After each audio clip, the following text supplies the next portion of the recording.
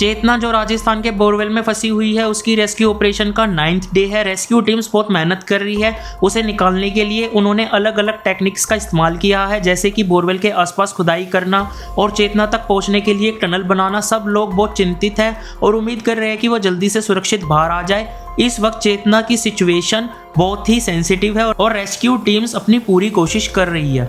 चेतना एक 3 साल की लड़की है जो राजस्थान के कोटपुतली में 700 फुट गहराई के बोरवेल में फंसी हुई है। उसे बचाने की कोशिश के इंतजार और लंबा हो गया है। रेस्क्यू ऑपरेशन में देरी इसलिए हुई है क्योंकि ये पता चला कि टनल गलत दिशा में खोदी गई है।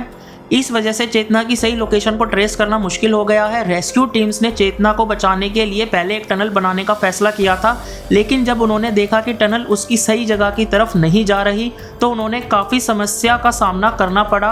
अब रेस्क्यू टीम्स को सोचना पड़ रहा है कि कैसे सही दिशा में टनल खोदकर चेतना तक पहुंचा जा सके। इस समय सब लोग चिंतित है और उम्मीद कर रहे हैं कि जल्दी से जल्दी चेतना को सुरक्षित निकाला जा सके। उसकी फैमिली के लोग भी बहुत परेशान है और सबकी नज़र रेस्क्यू ऑपरेशन पर बनी हुई है। रेस्क्यू टीम्स अपनी पूरी कोशिश कर रही है कि चेतना को जल्दी से जल्दी बाहर निकाला जा सके। कलेक्टर कल्पना अग्रवाल के अनुसार जो टनल लगभग 170 फीट की गहराई पर खोदी जा रही है वो ऑफ कोर्स चली गई है। उन्होंने ये भी बताया है कि अभी तक बोरवेल की सही स्पॉट नहीं मिल पाई है, लेकिन इन सब के बावजूद रेस्क्यू एफर्ट्स चालू है और रेस्क्यू टीम्स ने अब तक हार नहीं मानी है। ये ऑफिशियल्स ने कहा पिछले 4 दिन से 6 जवान की टीम 10 फुट टनल खोदने में लगातार काम कर रही है। शुरुआत में ऑफिशियल्स ने कुछ चैलेंजेस का जिक्र किया था, जैसे कि टनल के अंदर ऑक्सीजन का कम होना और पत्थर का मिलना। ये सब फैक्टर्स रेस्क्यू ऑपरेशन को मुश्किल बना रहे थे।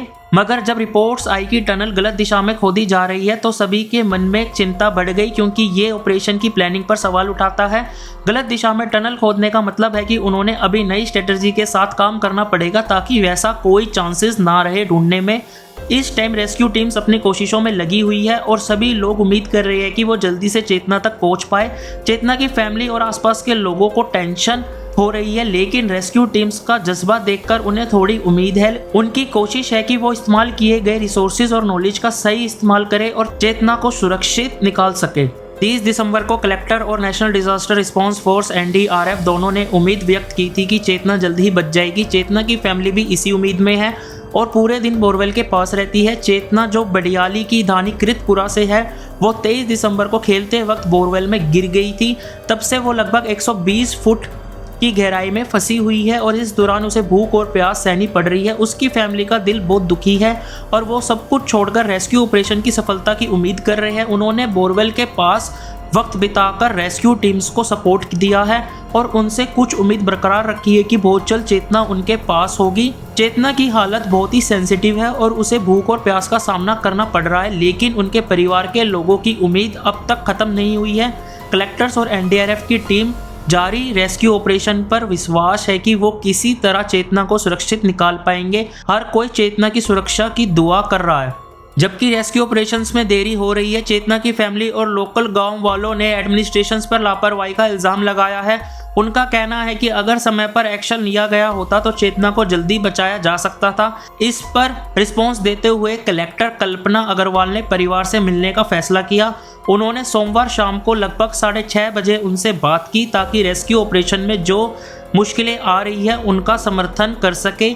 उन्होंने फैमिली को ये समझाया कि ऑपरेशन के दौरान कौन कौन से चैलेंजेस सामने आ रहे हैं और क्यों ये इतना लंबा चल रहा है। कल्पना अग्रवाल ने परिवार को विश्वास दिलाया कि अथॉरिटीज अपनी तरफ से हर पॉसिबल कोशिश कर रही है। उन्होंने ये भी कहा कि एक्सपर्ट्स की मदद ली जा रही है ताकि एक चेतना को जल्दी से जल्दी सुरक्षित निकाला जा सके। उन्होंने ऑपरेशन की कॉम्प्लेक्सिटी को भी माना है, जिसके कारण इसमें ज़्यादा समय लग रहा है। चेतना की फैमिली के लिए ये बातें सुनना थोड़ा राहत देती है, लेकिन उनके मन में अब भी चिंता है क्योंकि वो चाहते हैं कि उनकी बेटी जल्दी से जल्दी बाहर आ जाए।